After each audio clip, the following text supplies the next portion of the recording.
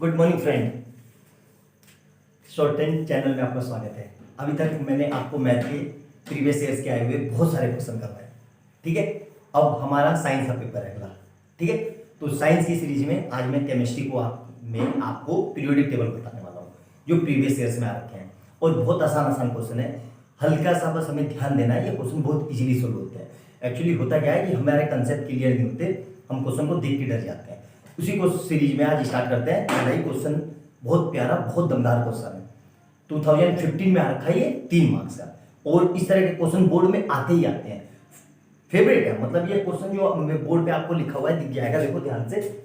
ये आपका case base में आएगा जरूर, सीधा 4 नंबर में जरूर आएगा।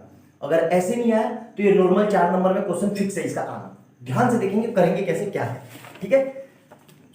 कहाँ गया यहाँ? तो क्वेश्चन आपने नोट डाउन कर लिया होगा। आज मैं आपको केमिस्ट्री का पीरियोडिक टेबल के क्वेश्चन कराऊंगा। अभी तक हम मैथ के लेक्चर देखते थे। मैं उम्मीद करता हूं कि मैथ का आपने लेक्चर देखा होगा, समझा होगा, और आज का पेपर आपका बहुत अच्छा गया होगा, ठीक है। उसी सीरीज में हम केमिस्ट्री को करेंगे। आज मैं केमिस्ट्री पढ़ाऊंगा आपको, पीरियोडिक टेबल, और बहुत आसान आसान क्वेश्चन है, प्रीवियस ईयर क्वेश्चन करेंगे और देखेंगे कि किस तरह से इनको आसानी से हम सोल्व कर सकते हैं, ठीक है। उसी में क्वेश्चन नंबर ये 2015 में 3 मार्क्स का बहुत आसान क्वेश्चन है, ठीक है। देखो क्या कह रहा है। ये हमें ग्रुप दिया हुआ है और ये पीरियड दिया हुआ है। अभी तक हम क्या करते थे, देखो ये हमारी मॉडल पीरियड टेबल है। ये जो खड़ी लाइन है, ये खड़ी लाइन है, इनको क्या बोलते हैं, ग्रुप। और ये जो लेटी हुई लाइन है, ये वाली, इनको क्या बोलते हैं, पीरियड। ये तो आपको पता ही होगा कि भाई ये खड़ी लाइन है, कितने ग्रुप को ग्रुप बोलते हैं। ग्रुप कितने होते हैं, 18, और पीरियड कितने होते हैं, ये 7, ठीक है। लेकिन इस क्वेश्चन में उल्टा क्या है, देखो ध्यान से। इस क्वेश्चन में उल्टा क्या है कि ग्रुप को तो उसने दे दिया हॉरिजॉन्टल और पीरियड को क्या कर दिया, वर्टिकल। पहला तो यही गलती हो जाएगी हमें कि हम जल्दी जल्दी में क्वेश्चन समझेंगे नहीं और गलत स्टार्ट कर लेंगे और गलत तरीके से हो जाएगा, ठीक है। अब ध्यान से देखेंगे क्या दिया हुआ है, सबकी कॉन्फ़िगरेशन लिखेंगे। ए के आउटर में कितने इलेक्ट्रॉन है, 1। ए के पास कितने हैं, 1। बी के पास कितने हैं, टोटल 13। बी के पास कितने हैं, 13। तो 13 को मैं क्या लिख सकता हूं, ध्यान से देखो, ये लिख सकता हूं 2 8 3। यहां तो कोई दिक्कत नहीं सर, कोई दिक्कत नहीं है। ई के आउटर में कितने हैं, 40। ई के पास कितने हैं, 40। तो इसको क्या लिख सकते हैं, 2 8 4। सी के आउटर में कितने हैं, 15। सी के आउटर में है 15, तो 15 को क्या लिख सकता हूं मैं, 2 8 5। ये तो सबको पता होगा मेरे ख्याल से, कोई नई चीज नहीं है। डी के आउटर में कितने हैं, डी में 2 है, देखो, एक तो डी है और एक एफ है। अब ये नहीं लिख सकते इसको कि भाई डी के पास 18 है या एफ के पास 18 है, देखो नहीं। डी के पीरियड कितना है, 1, और एफ का पीरियड कितना है, 2। तो डी को लिख सकते हैं 2 और एफ को क्या लिख सकते हैं, 2,8। अब सर ये कैसे आपको पता चला, देखो ध्यान से। नंबर 1 है, पहले ग्रुप में है, तो पहले ग्रुप में यहां देखो टेबल में, यहां पहले ग्रुप में कौन सा है, सबसे ऊपर नंबर 1 हीलियम। हीलियम, और दूसरे इसमें देखो पीरियड में नंबर 2 पे क्या है, नियोन। तो इसके हीलियम पे है 2 और नियोन पे है 10, वही लिखा है, ठीक है। ये आपको याद होना चाहिए, ठीक है। यहां तक कोई समझ में कोई चीज जैसी, 1 मिनट देख लो वीडियो बन भी रहा है कि नहीं, हाँ बन रहा है, ठीक है। यहां तक समझ में आया अच्छे से। अभी थोड़ी देर पहले वीडियो रुक गया था यार, आधे घंटे तक मैं गाता रहा और पता चला वीडियो शूट ही नहीं हुआ, सारी मेहनत बेकार हो गई। चलो कोई बात नहीं, दोबारा से करते हैं। अब देखो ध्यान से, यहां तक समझ में आ गया। अब हमें पहला देखना है क्या लिखा है, name the element which form only covalent compound. Point number 1 note down करके लिखना, कोवेलेंट कंपाउंड सिर्फ वही बनाता है जिसके आउटर में 4 इलेक्ट्रॉन हो। क्या कहा मैंने, कोवेलेंट कंपाउंड वही बनाता है जिसके आउटर में 4 इलेक्ट्रॉन हो। यहां पे देखेंगे किसके आउटर में 4 इलेक्ट्रॉन है, देखो ध्यान से। इसमें 1 है, इसमें 3 है, इसमें 5 है, इसके आउटर में तो 0 है और इसके आउटर में भी 0 है, क्योंकि वो फुल है। एक ही बच रहा है ई, तो आंसर हमारा मिल गया। क्या आंसर है हमारा, आंसर है ई। यहां तक कोई दिक्कत नहीं सर, समझ में आ गया। अगला देखो क्या कह रहा है, name the element which is metal with valency 3। Metals क्या होते हैं, मेटल्स वो होते हैं जो इलेक्ट्रॉनों को यूज करें, ठीक है। दूसरी लैंग्वेज में समझो, ये तो देसी है जो समझे पढ़ते आ रहे हो। दूसरा क्या हो, मेटल वो होते हैं जिसके आउटर में 1 2 और 3 इलेक्ट्रॉन है। आई बात समझ में। अब हमें चेक करना है कि किसके आउटर में 1 2 और 3 इलेक्ट्रॉन है, ठीक है। अब इसके आउटर में भी 1 इलेक्ट्रॉन है, इसके आउटर में 3 है, इसके आउटर में तो है ही नहीं। तो आंसर हमारा इन दोनों में से होगा, क्योंकि ये दोनों हमारे मेटल है। ये समझ में आ गया। लेकिन अब यहां पे क्या कंडीशन दे दी उसने कि उसकी बैलेंसी कितनी होनी चाहिए, 3। तो एक ही कंडीशन है, बी है कि बी के ही आउटर में 3 है और ये गेन तो कर नहीं सकता 5, तो ये लूज ही करेगा। तो आंसर हमारा क्या मिल गया? आंसर हमारा मिल गया ये वाला बी। ठीक है, अब तीसरा देखो क्या कह रहा है, name the element which is a non metal with valency 3। अब नॉन मेटल क्या होते हैं इसको भी ध्यान से समझो।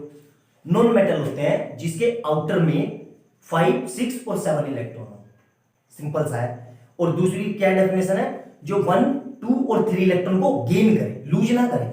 दोनों तरीके से समझ में आ गया। अब हमें चेक करना है कि किसके आउटर में कौन गेन कर सकता है। तो गेन देखो कौन करेगा, ये गेन कर सकता है बिल्कुल, ये भी गेन कर सकता है, ये गेन नहीं करेगा, ये शेयरिंग करेगा। याद रखना, क्योंकि ये ना चार्ज देगा ना लेगा, ये शेयरिंग करेगा, इसलिए कोवलेंट कंपाउंड बनाएगा। तो ये गेन करेगा नहीं, क्योंकि भाई सिंपल सी बात है यार, इसके आउटर में 3 है, इसको 5 चाहिए, तो कोई देगा थोड़ी ना 5, तो इसको मजबूरी है इसकी। और ये दोनों तो बेचारे न्यूट्रल है, 0-0 है। तो आंसर हमारा क्या आ गया? सी। सी क्या है हमारा? Non metal. क्यों नॉन मेटल है? क्योंकि ये गेन करेगा, लूज नहीं करेगा, और इसके आउटर में ही 3 इलेक्ट्रॉनों की कमी है। और यही हमारी कंडीशन है कि name the element which is a non metal with valency 3, तो इसी की वैलेंसी 3 होगी। आई बात समझ में? अब चौथा देखो, आउट ऑफ बी एंड सी, इसका आंसर लिख लेते हैं। ये आंसर क्या हो जाएगा हमारा? सी। अब देखो अगला, out of B and C whose atomic radius is bigger and why. देखो इसको मैं आपको एक प्रैक्टिकल एग्जांपल से समझा रहा हूं, आपका कभी लाइफ में मिस्टेक नहीं होगा, गारंटेड है, अगर आप समझ गए। बी के पास यहां देखो, ये बी है और ये सी है। बी के पास कितने कमरे हैं रहने के लिए? कमरा समझ लो इसको, 1, 2, 3। सी के पास भी कितने कमरे हैं? 1, 2, 3। लेकिन हमें पहले दूसरे कमरे से मतलब नहीं है, क्यों? क्योंकि ये भर चुके हैं। ठीक है, ऐसा समझो कि आपका एक घर है, घर में आपके 3 कमरे हैं, तो भाई पहला कमरा भर चुका है, दूसरा कमरा भर चुका है, यहां पे भी पहला भर चुका है, दूसरा भर चुका है, तो इनको हटा दो, इनको भूल जाओ। ठीक है, अब देखो, अब आपके पास एक कमरा है, एक कमरा यहां पर है, एक कमरा यहां पर है। ठीक है, अब आप सोच के बताना कि आप 3 लोगों के साथ ज्यादा खुल के रह पाओगे या 5 लोगों के साथ एक ही कमरे में। अब ये कंडीशन मतलब क्या है कि सर कमरा बड़ा कर दो, कमरा सेम ही है, इक्वल साइज का है। ठीक है, अपने आप से नहीं। ठीक है, कमरे का साइज फिक्स कर दो, ये समझाने के लिए है, ऐसा नहीं है कि सर केमिस्ट्री में ऐसा होता है वैसा होता है, ये सिर्फ समझाने के लिए, आपको समझने में आया, आपका आंसर सही आया। ठीक है, आप एक कमरे में 3 लोगों के साथ रह रहे हो और एक कमरे में आप 5 लोगों के साथ रह रहे हो, तो आपको ज्यादा स्पेस कहां मिलेगा? ज्यादा स्पेस यही मिलेगा ना, सिंपल सी बात है।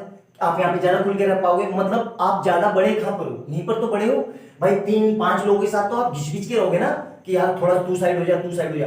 आप यहाँ पे खुल के रह रहे हो, चौड़े में रह रहे हो, तो आपके लिए ज्यादा स्पेस कहां मिल रहा है? यहाँ मिल रहा है, तो आपका साइज यहीं तो बड़ा होगा यार।